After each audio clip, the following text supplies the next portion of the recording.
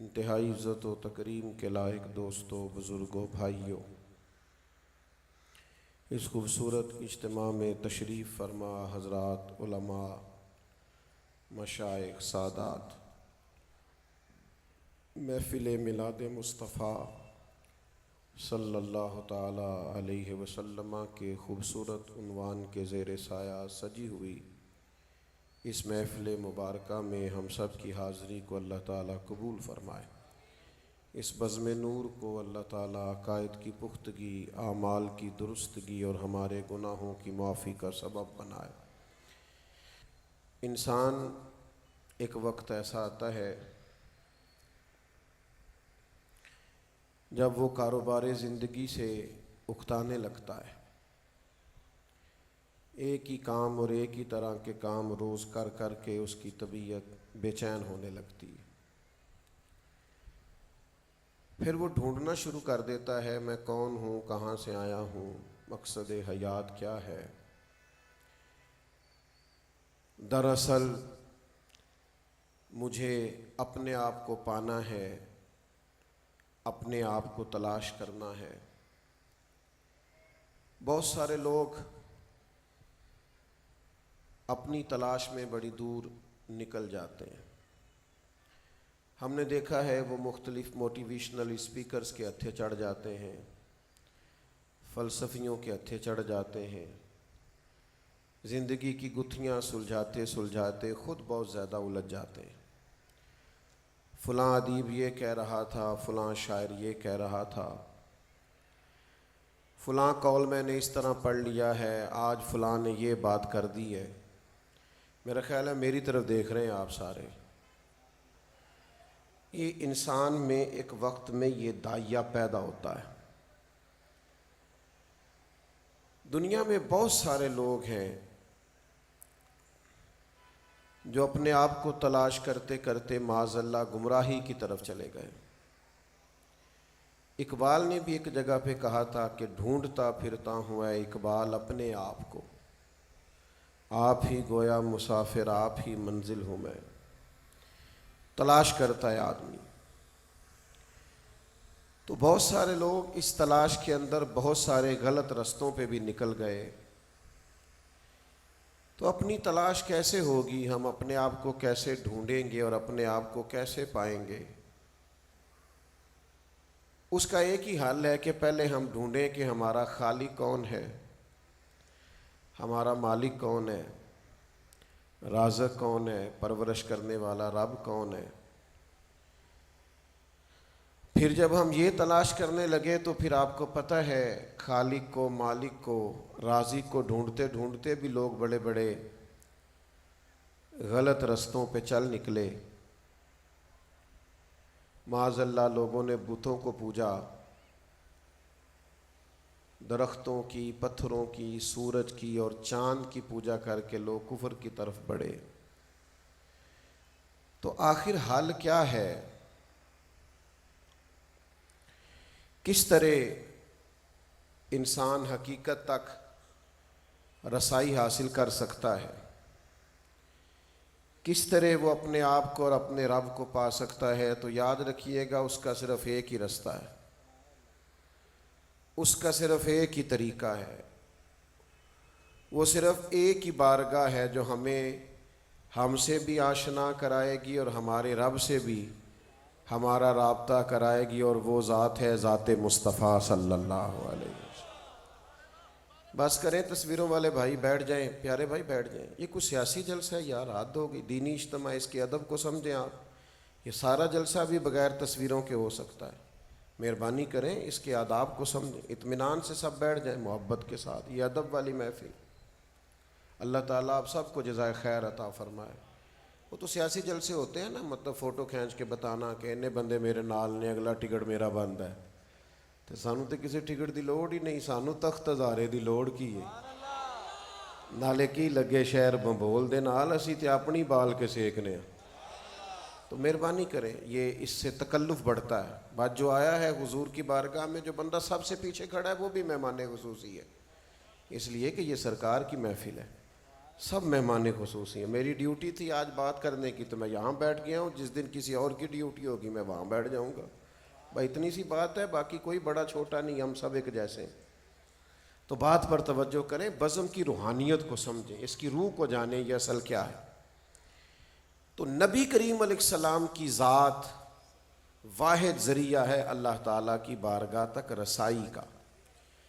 قرآن مجید نے خود ارشاد فرمایا, یا ایہا الناس قد جاکم برہان من ربکم, اے لوگو یہ جو تمہارے پاس نبی کریم علیہ السلام آئے ہیں تو یہ تمہارے پاس تمہارے رب کی طرف سے دلیل آ گئی ہے. اب ان کی ذات اتنی بڑی دلیل ہے کہ جو ذات مصطفیٰ تک پہنچ گیا وہ ذات خدا تک پہنچ گیا. اور پھر اللہ تعالیٰ کو لوگ پانا چاہتے ہیں, اس کی معرفت چاہتے ہیں, اپنے رب کریم کی انوار و تجلیات سے فیض یاب ہونا چاہتے ہیں. اس کے لیے بہت سارے سلاسل طریقت ہیں, لوگ مختلف طریقوں سے تربیت پاتے ہیں, وظائف کرتے ہیں, تہجد میں اٹھتے ہیں, لمبی دعائیں مانگتے ہیں, اپنے آپ کو بہت ساری پابندیوں میں رکھتے ہیں تاکہ اللہ کی بارگاہ تک پہنچ جائیں. تو رب کہتا ہے مجھ تک آنا ہے تو رستہ بڑا آسان ہے, قل ان کنتم تحبون اللہ فاتبعونی یحببکم اللہ. اے محبوب آپ ان سے فرما دیں اگر یہ اللہ سے محبت کرنا چاہتے ہیں تو آپ ان سے فرمائیں میری پیروی کرو, یحببکم اللہ, اللہ خود تم سے محبت فرمائے گا.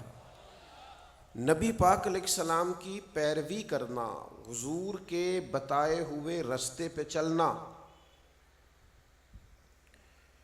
یہی وہ ایک واحد ذریعہ ہے جو انسان کو معرفت والا کرتا ہے, عارف بناتا ہے, اس کے دل کو روشن کرتا ہے, اس کی روح کو پاک کرتا ہے, اسے اس تک اور اس کے رب تک وہ رسائی حاصل ہوتی. اور اگر کوئی کہے کہ میں حضور کی سنت کا, شریعت کا رستہ چھوڑ کے کوئی اور رستہ اختیار کروں اور میں حقیقت تک پہنچ جاؤں تو یہ ہو سکتا, اس لیے کہ یہ واحد رستہ ہے, نبوت کا دروازہ بند ہے. اب جو بھی رب تک جائے گا وہ ذات رسالت مآب کے ذریعے سے جائے گا. اور حضور تک جو بھی جایا کرتا تھا, نبی پاک تک جو بھی پہنچتا تھا وہ اپنے مالک تک پہنچ جاتا تھا.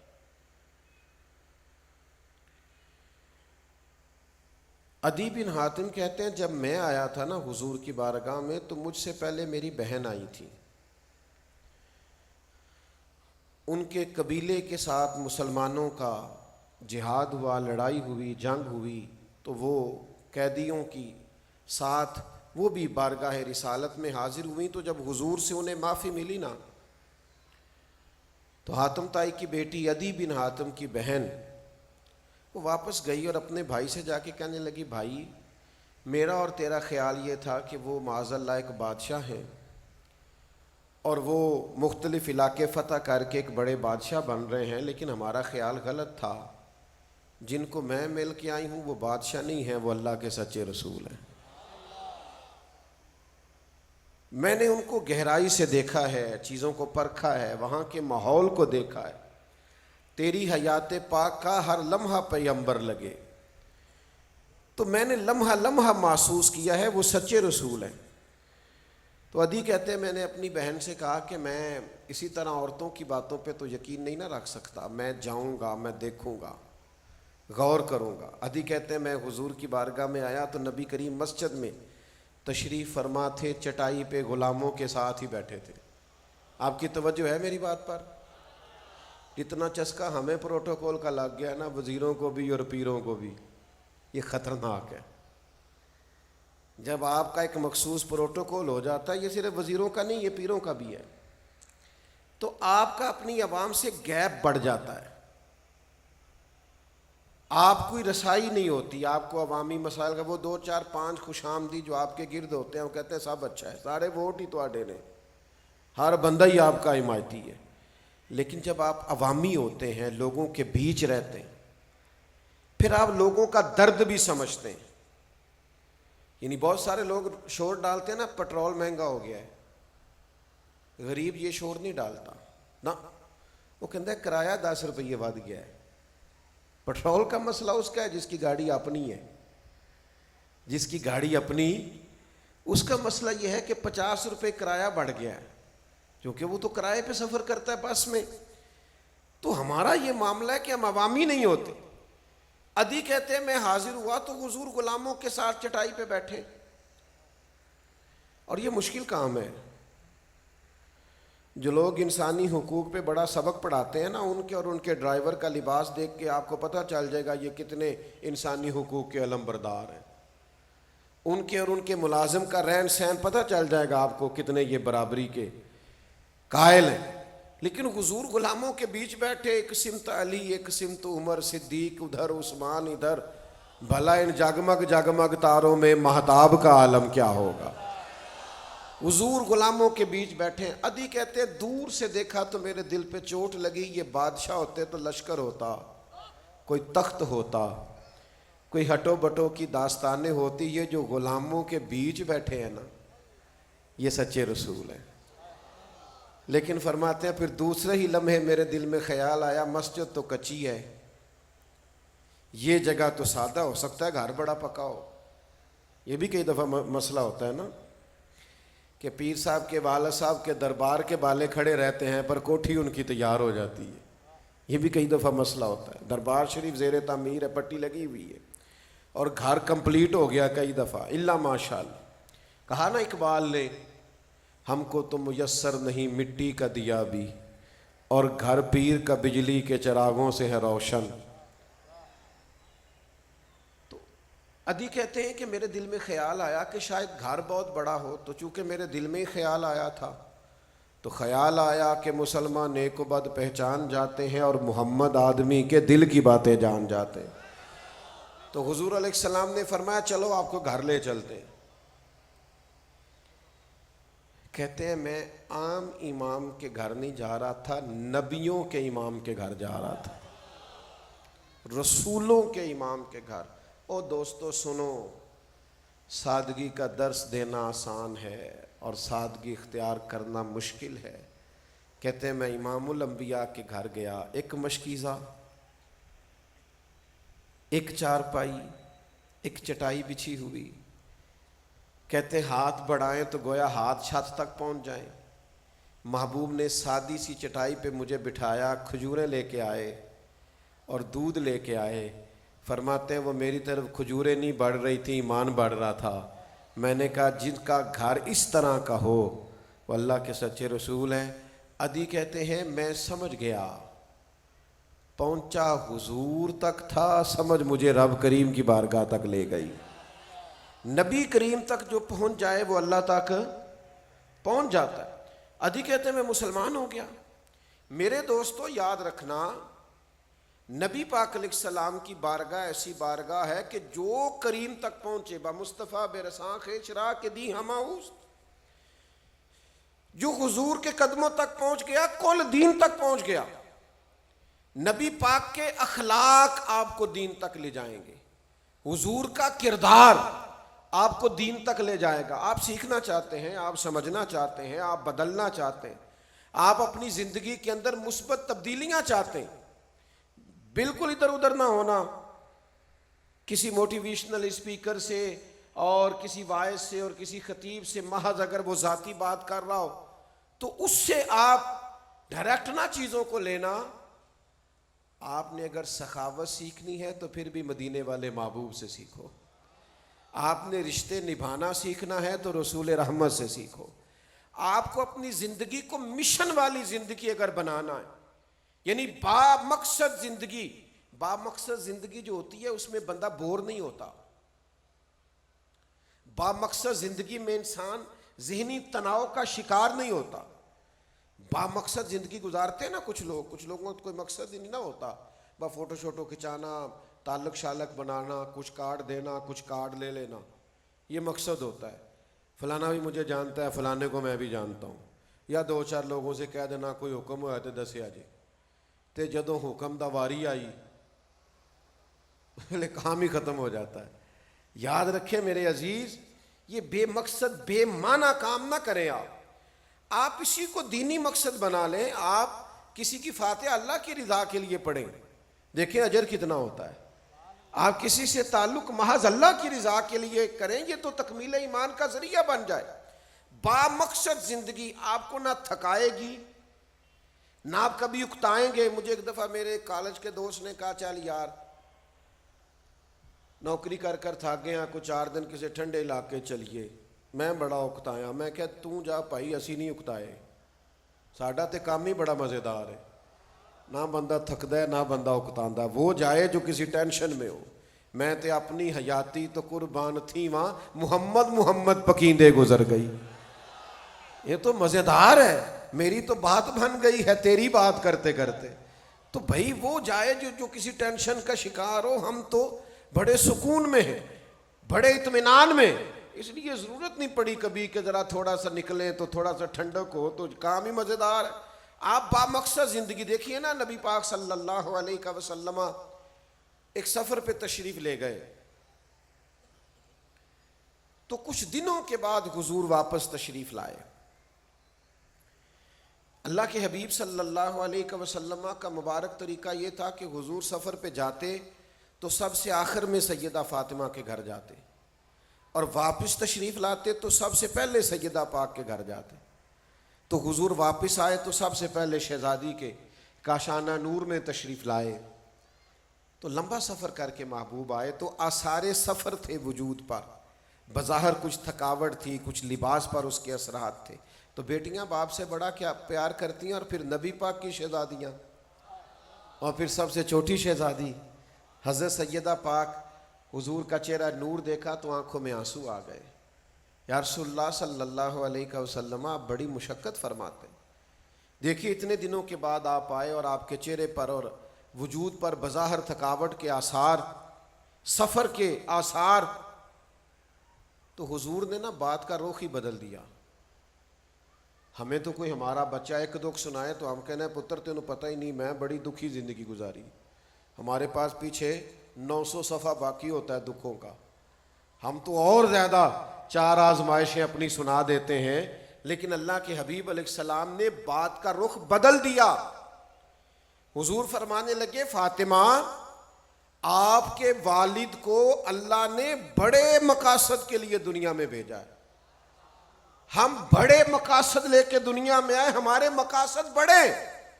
فرمایا نہ کوئی مکان کچا بچے گا, نہ پکا بچے گا, نہ کوئی جھونپڑی بچے گی جہاں اللہ دین کے پیغام کو پہنچا نہیں دے گا. تو ہمیں اس کے لیے محنت تو کرنی ہے نا, پھر نکلنا تو ہے نا, پھر سفر تو کرنا ہے. تو نبی پاک علیہ السلام کی اخلاق, کردار یہ آپ کو بتائے گا جینا کیسے. آپ کو سمجھ آئے گی, آپ اپنے آپ سے آشنا ہوں گے, اپنے خالق اور مالک سے آشنا ہوں گے. اپنے آپ سے آشنا ہوں گے تو زندگی گزارنے کا لطف آئے گا. اور جو لوگ رب سے آشنا ہونے لگتے ہیں نا, جنہیں اللہ کی معرفت ملنے لگتی ہے, وہ بندے طاقتور ہونے لگتے ہیں. میری طرف دیکھو نوجوانوں, جو جتنا جتنا رب سے آشنا ہونے لگتا ہے اتنا اتنا رب سے ڈرنے لگتا ہے. یہ کیمرے کی آنکھ آپ کو دیکھ رہی ہے تو اگر بتی چلی گئی تو, کیمرے کی آنکھ آپ کو دیکھ رہی ہے بچ کے رہنا, تو کیمرہ خراب ہو گیا تو کیمرے کی آنکھ سے بندے جز وقتی نیک ہوتے ہیں. اور اگر کسی کا تصور یہ بن جائے کہ میرا رب مجھے دیکھ رہا ہے اور اسے نہ اونگ آتی ہے نہ نیند آتی ہے تو کل وقتی نیک ہوگا. پھر وہ تنہائی میں بھی نیک ہوگا, اکیلے میں بھی نیک ہوگا. اللہ کی معرفت جب حضور کے صدقے ملے گی تو آپ کا اپنے رب پہ بھروسہ ہوگا.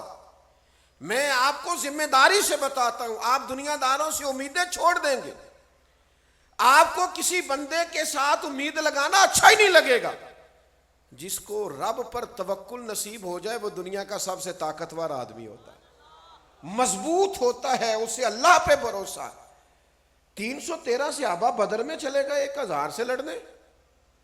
او خدا کے بندو, نہ اسلحہ ہے, نہ تمہارے پاس جنگی سامان ہے, نہ زیادہ گھوڑے ہیں, نہ تلواریں ہیں, نہ نیزیں, کیوں آئے ہو؟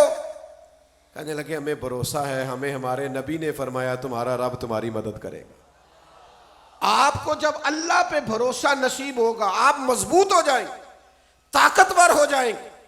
آپ فکری بلندی کا شکار ہوں گے. آپ کے اندر سے کمزوریاں، بزدلیاں، بے چینیاں، لوگوں پہ بھروسہ کرنا، کسی کا مال دے کے پریشان ہونا، کسی کی بڑی گاڑی دیکھ کے للچانا، کسی کا گھر بڑا دیکھ کے پریشان ہونا، یہ نکل جائے گا.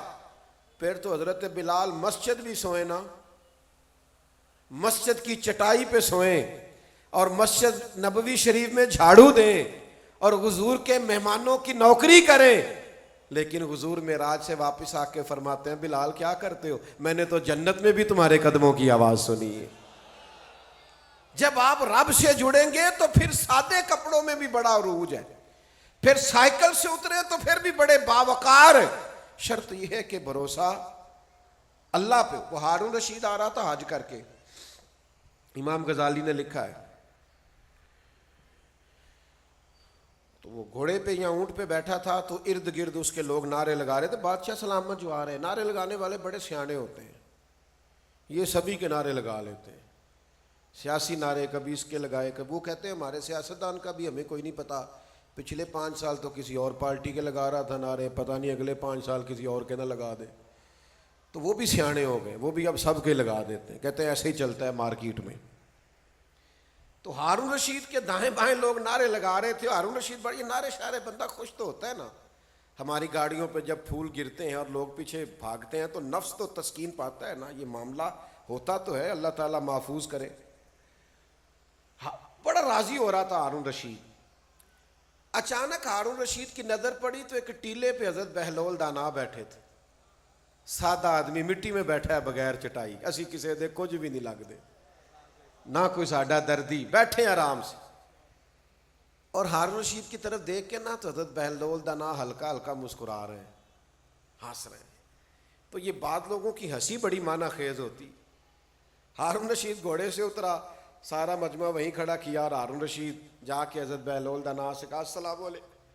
فرمایا وعلیکم السلام. ہنس کیوں رہے تھے؟ تو پھر ہنسے. کہا یہ آپ کے ہنسنے میں کوئی راز ہے؟ تو حضرت بہلول دانا فرمانے لگے ہاس اس لیے رہا تھا کہ یہ جو لوگ تیرے نہیں نعرے لگا رہے، یہ تجھ سے پہلے والے بادشاہ کے بھی اسی طرح ہی نعرے لگاتے تھے، اور تیرے بعد والے کے بھی نعرے. پر تو بڑا عجیب آدمی ہے، تو بڑا راضی ہے کہ میرے نعرے لگ رہے ہیں. یہ تو سب کے لگتے ہیں، تیرے لگ رہے ہیں تو کیا اس میں خوش ہونے والی کیا بات؟ تو ہارون رشید پر بڑا اثر ہوا. بڑے لوگ جو ہوتے ہیں ظاہر ہے ان کے کوئی تقیہ کلام ہوتے ہیں، تو بڑے لوگوں کا تقیہ کلام تھا، وہی اس کا بھی تھا. کہنے لگا حضرت میں نے سنا ہے آپ پر کچھ قرضہ ہے، مجھے حکم دیں میں آپ کا قرض اتار دوں، حکم کریں. تو حضرت بہلول دانا تھوڑا غصے میں آ گئے، فرمانے لگے ایک بات تو بتا، تیرا رب کون ہے؟ توجہ ہے میری بات پر؟ تیرا رب کون ہے؟ کہنے لگا اللہ. تو فرمایا میرا کون ہے؟ سنے کہا اللہ. تو فرمانے لگے ہارون رشید پھر یہ تو نہیں نہ ہو سکتا کہ اللہ ہارون رشید کو دیتا جائے اور بہلول دانا کو بھول ہی جائے. جہاں اپنا کام کار ہم بندوں سے امیدیں نہیں لگاتے، ہم اپنے رب کریم سے امیدیں لگاتے. جب حضور کے صدقے آپ کو معرفت الہی نصیب ہوگی اچھا ہی نہیں لگے گا. ویسے تو اب تحفے آئے تو ہم راضی ہوتے ہیں نا، میری خودداریاں تھکنے لگی ہیں، اب میں بھی تحفے پا کے خوش ہونے لگا ہوں. لیکن جب انسان خوددار ہو پھر کوئی تعاون کی بات کرے تو غصہ آتا ہے. وہ کہتا ہے جا اپنا کام کر، مجھے میرے رب نے بڑا نوازا اور جتنا اللہ نے دیا میں راضی ہوں.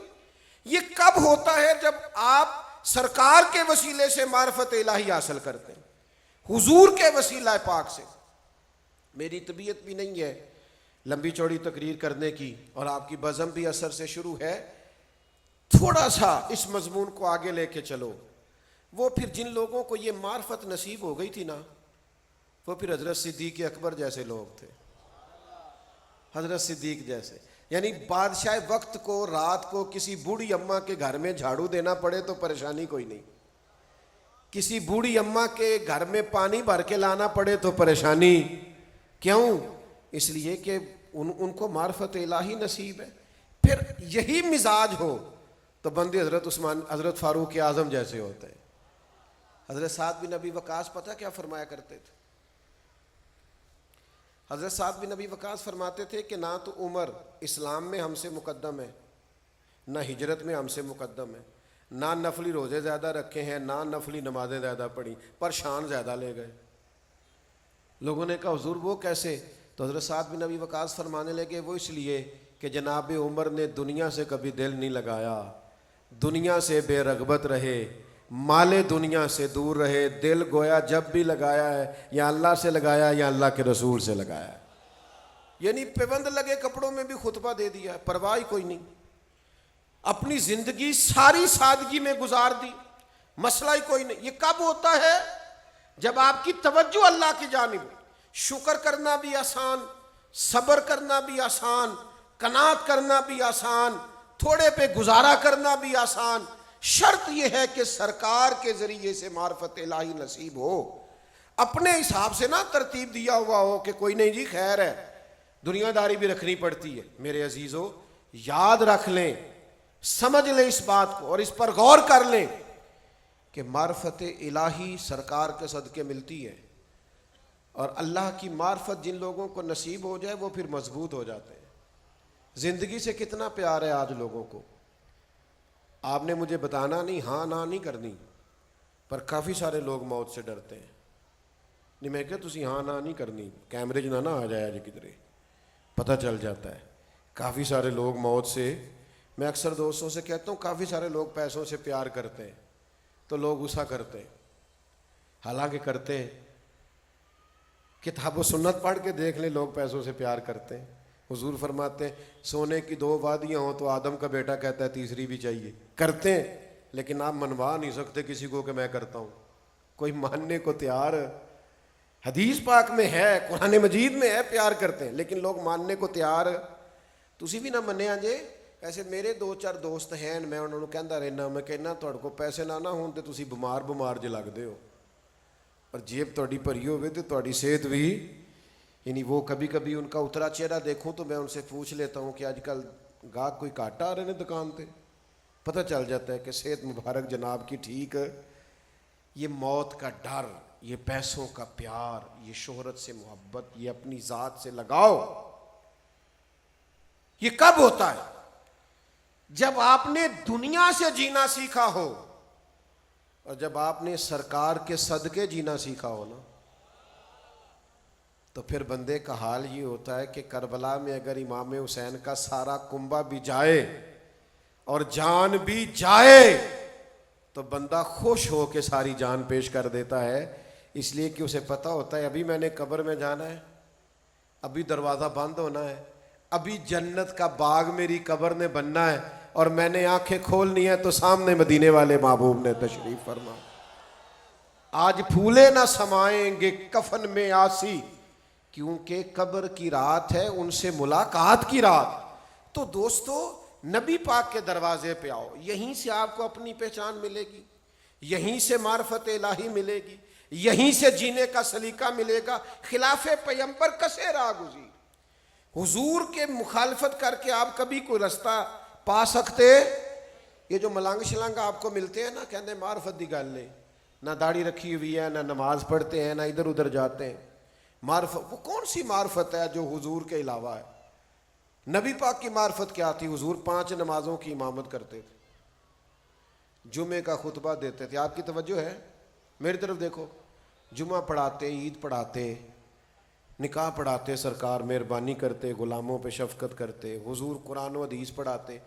آج کل جڑا یہ کام کرے وہ تو مولوی ہے، تو درویش کون ہے؟ جنہوں بالکل کلمہ نہ ہوندا ہوئے الا ماشاءاللہ، کبھی کبھی غسل کرتا ہو۔ یہ آپ نے کرائیٹیریا بنایا ہے، یہ دین کا معیار نہیں ہے، یہ ہمارے ذہن کی اختراع ہے۔ خدا را سٹیٹس کو سمجھو، معیار کو سمجھو، دین کا معیار کیا؟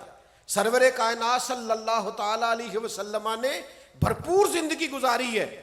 حضور حقوق سے بھاگنے کا معاذ اللہ درس نہیں دیتے کہ آپ کسی دربار پہ جا کے بیٹھ جائیں اور کہیں کہ جناب نہ مجھے نکاح کرنا ہے اور نہ مجھے کوئی حق ادا کرنا ہے، نہ مجھے بچوں کا، بہن بھائیوں، ماں باپ کا خیال رکھنا ہے۔ نبی پاک نے تو بھرپور زندگی، آئلی زندگی بھی بھرپور گزاری، معاشرتی زندگی بھی بھرپور گزاری، ازواج مطہرات کے ساتھ حضور کی کمال شفقت، اپنے نواسوں کو حضور کندھوں پہ بٹھا رہے، سارے وہ کام جو روٹین میں انسانی زندگی کے لیے ضروری ہیں سارے سرکار نے کیے ہیں۔ دین آپ کو بالکل نہیں کہتا کہ آپ سارے کام چھوڑ دیں، مسجد میں آ جائیں، تسبیح لے کے بیٹھ جائیں، بس دین اتنا کہتا ہے کمائی ضرور کرو پر کرنا ذرا جائز طریقے سے، حلال رزق کمانا، خیال رکھنا۔ دین کہتا ہے جہاں ہو وہاں دیانتدار ہو جاؤ، آپ حضور کے طریقہ مبارکہ کو اپنائیں، سب درست ہو جائے گا۔ میں آج یہ دیکھتا ہوں کہ سنت اور شریعت کے معاملے میں ہم کمزوری دکھاتے ہیں، شریعت کے ساتھ کھڑے نہیں ہوتے۔